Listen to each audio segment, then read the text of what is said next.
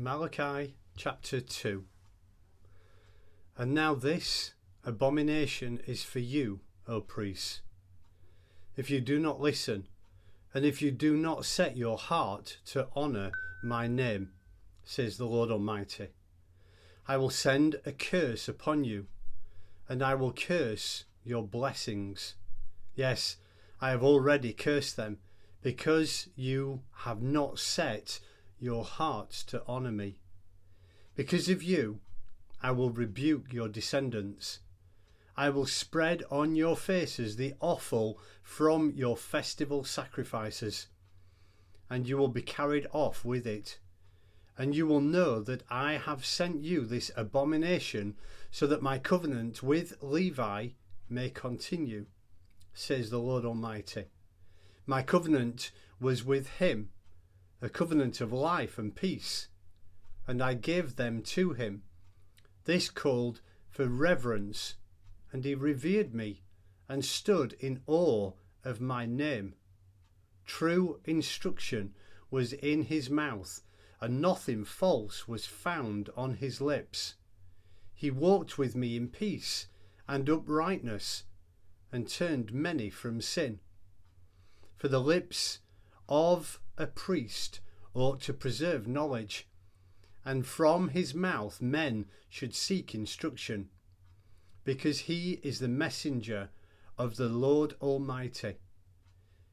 But you have turned from the way, and by your teaching have caused many to stumble. You have violated the covenant with Levi, says the Lord Almighty. So I have caused you to be despised and humiliated before all the people, because you have not followed my ways, but have shown partiality in matters of the law. Have we not all one Father? Did not one God create us?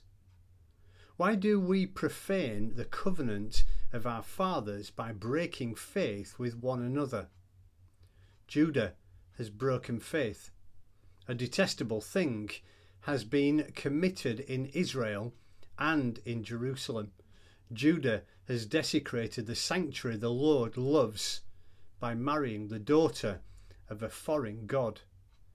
As for the man who does this, whoever he may be, may the Lord cut him off from the tents of Jacob, even though he brings offerings to the Lord Almighty. Another thing you do, you flood the Lord's altar with tears.